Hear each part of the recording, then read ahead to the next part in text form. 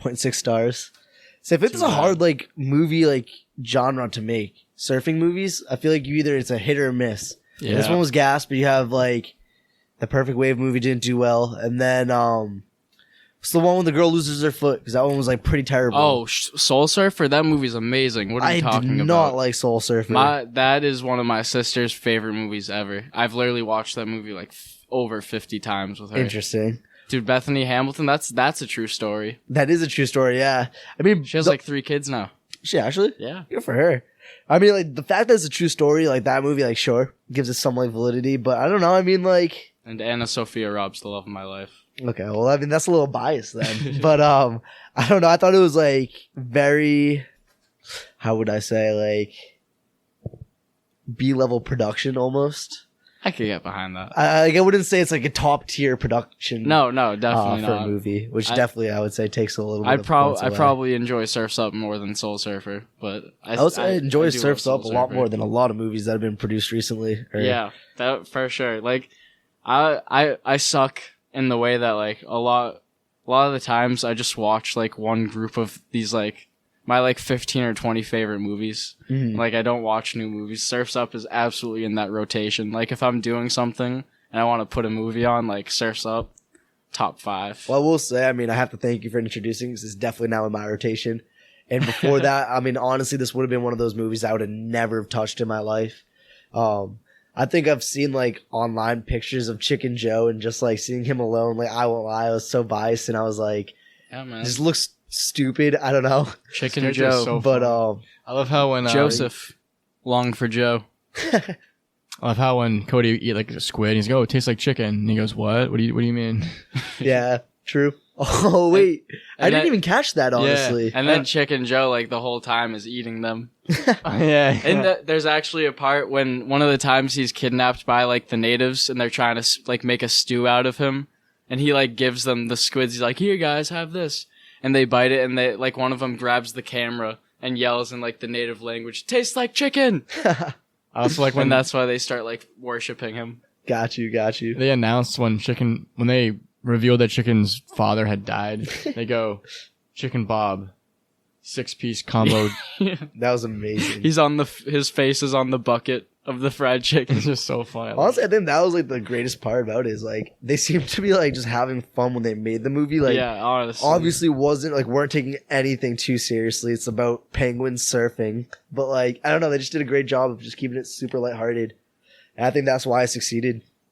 Or, like, at least looking back on it, watching it now, I think that's why it's, like, so gas of a movie. It's just fun. Yeah, you know, it actually was a box office disaster. I feel like a lot of those types are, you know. The movie made $149 million in the box office. Interesting. And the budget was $100 million. Holy crap. But, it was generally praised and reviewed well by critics.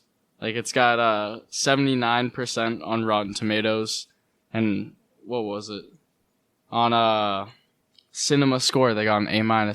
Okay. Well, one critic said we were talking about how, like, all the penguin movies were coming out, like, around this time. Yeah. One critic said, if you have to see one penguin movie, this is it. I would agree with that. I would second that for sure. I would certainly agree with it. I want to talk about Big Z a little bit.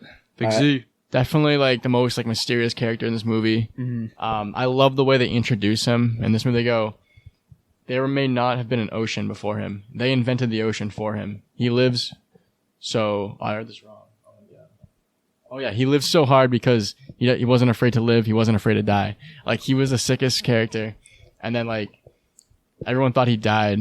And, I just love how, like, they kind of introduced him and that. And, yeah, he's a legend. He's a legend. I also think it's kind of cool if we're going to get deep for a little bit. Like, you have this person who's like, he wasn't afraid to die. So, like, he made the most of his life, right? And then we find out that he kind of, like, faked his own death. I mean, we can, like, point that to our own reality and kind of maybe they're taking, like, or pointing out the fact that, like, maybe the people that we look up to, like, struggle sometimes too, might not realize it. It's kind of similar to Tupac and Steve Jobs. Yeah. They faked their death. Faked their death. I mean, hey, I've seen Tupac, at the, I was on vacation actually. Oh, really? That's really cool. I was, but, they should buy me a drink. It was pretty sick. That's awesome. He was telling me about it. That's he was like, I just skipped town for a little bit. When's he coming back? Oh, on your trip to Cuba? Yeah. So it's actually interesting. I was talking with him. I was talking with X and Juice World too. It's like they're doing a comeback tour pretty soon. Really? I'm pretty sure. Yeah. You got backstage patches? Yeah, I got the really? I got the VIP access actually. They said I could bring 2 guests, so might as well bring you two. We could do a little episode on that as A well. little podcast, maybe? Little Fire Island. Ooh, I'm down for that. You know, Michael Jackson lives in my boiler. Really? You know what's Really? funny? One time we were over at your I've heard that house and like I actually thought I heard him. Yeah, just a very soft Oh yeah, he loves that. Shimona. from the basement. He's got a nice setup down there. Don't worry, guys. We treat him well. I also thought it was funny, like, how, like, the Tank, he, like, loved his trophy so much. And, like, there's a kid who the one kid who liked Big Z more than him, he had to race him and, like, put him in his place. They were egotistical. Yeah. It's like, if you were, like, at a basketball game and, like, you like the Celtics or something, and, like, LeBron James, like, plays you one-on-one. Like, it was absurd. And also, it was pretty funny how, like, the Tank and Chicken and, Cody, they're the final 3 in the surfing competition. So I guess for the most part, Big Tank had like no competition because like he was racing some amateurs at the end. Yeah, we really didn't see anybody else surf in the movie. Big Tank just like probably. Also, Tank kind of. I'm sorry to interrupt you, but Tank kind of like. I guess maybe that wasn't even the point of like the ending, but like Tank kind of like messed up at the end. Like he wasn't even like that good at surfing. Kind of like Nah, flopped he real lost early. it. Also, Cody learned how to Tanked. surf really fast. Yeah, there was like I think you know what it was? It was like Space Jam when Yeah. Mike's bottle of magic stuff. I think they just kind of like infused him with like the powers, you know? Yeah, being around Big Z just Yeah, rubbed off on him. Yeah, get me around LeBron James right now. LeBron James is a sexy man, so I mean. I will say though, and I want to get your guys' opinion on this. I know we touched on it a little bit ago, but I think that's I think that's one of like the biggest drawing things is like, even though it's obviously animation, even though it's about penguins, there's something really relatable about this movie.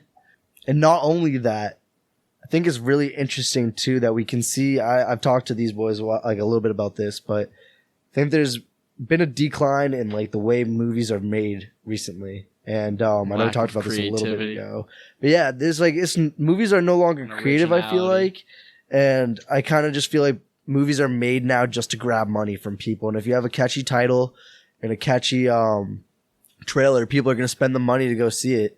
And I feel like in the past, when this movie came out, and movies not like it, but movies produced during this time as well, I feel like it was less about getting money, maybe. And I mean, obviously that's a big factor, but I feel like maybe that wasn't the biggest factor for making this movie. And I think that was something with the times too, where it wasn't really necessarily about making money, but it was about making creative content. I think that's definitely changed. Well, didn't Steve mention earlier that like it was Sony's like second movie? Mm-hmm. Yeah. So like they probably were like, they were new, like, all right, let's make some like good films. And now like the big studios, like we don't even need to make big films anymore. Well, that's good the thing. films They're because already solidified. They've already Yeah. made their fortune, so it's like they can just like keep producing like crappy. people are films. gonna see them no matter what. Yeah, it doesn't matter because like who else is gonna make a movie? Like, and I think honestly, so if we go back to last week where we watched, or last episode, sorry, where we watched Hereditary, which is an A24 production.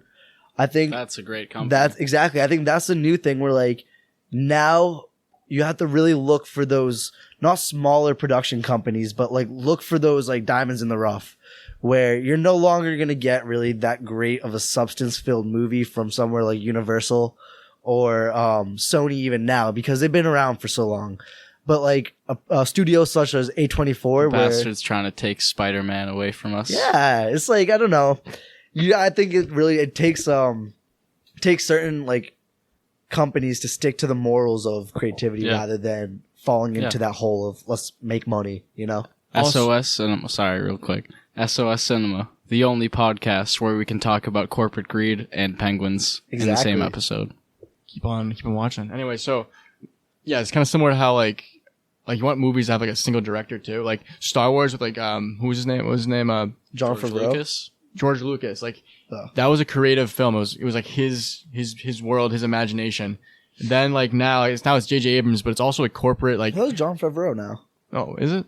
I think so. J.J. Abrams did the first of the new trilogy, and I think the last one didn't. Okay. Or Well, I yeah. know that John Favreau did The Mandalorian. He could be doing the Disney Plus TV Well, show. what I'm so. saying is like it's not like just one guy's vision anymore. It's always like this corporate, like everyone's kind of had these inputs. They probably have like Disney. Yeah, it's not some guy's creativity about a story that he like believes in. It's just like a bunch of people throwing together something that like they think will make money now. It's not like it's no one's like vision anymore. And it's honestly kind of sad too, because I feel like a lot of screenwriters who might be taking off in the industry or starting off that might not have as big of a pull or like clout around them. I feel like oftentimes if they have great scripts, their scripts will just get bought by these huge companies. Cause you get like a flashy check and you're going to be like, yeah, I'm like, who isn't going to take a check for like a ton of money and the hopes of seeing your screenplay being put up on the screen. And I feel like for the most part, these big companies will buy like these genuinely good screenplays, screenwriting, and, they'll just change them. They'll change them into something that it totally wasn't at the start. And it literally is all just to make money. And they can take something that's like super deep and they'll cut off huge chunks of it or like huge portions of it and just commercialize it kind of, you know? Going off what you're saying, the movie Once Upon a Time in America, I think it was Sergio Leone's, one of his final films. He had a 4-hour-long director's cut and the studios, this was in the 80s, they bought it and they cut it down to like an hour and 30 or like maybe 2 hours. Okay. And it was genuinely like a horrible movie because it made no sense. Like he had so much plot and substance. Yeah. Like he had it going. It wasn't a chronological movie, like kind of back in time. It was kind of like Tarantino movie before Tarantino. And they made it like chronological, which made it make not any sense. It didn't make any sense. Right. And that's just a perfect example of how like you just listen to the directors, the people who have the vision, they should make the movies. Mm-hmm. And it's also interesting too, like, I don't know if they have that much to say, but especially nowadays too, I feel like if you look at the producers as well, there's like 18 different producers for every movie. And what the producers do is they kind of raise money for the movie on the front end, trying to get it out to production, so they can rack in the money. And I feel like when you have like that many producers, like you have that many like cooks in the kitchen, you know, you have that many voices. And I know that the director has like the final say, final cut, but I mean like that's also a lot of like voices chirping in your ear too, being like, I have money invested in this. And you can 100%, these directors are definitely like facing the stress and burden of investors on the side being like, when is this movie going to be produced? When's it coming out? Cause like they sink like millions of dollars into it. And I think that's like the biggest issue too, is like so many people want to be a part of the big money.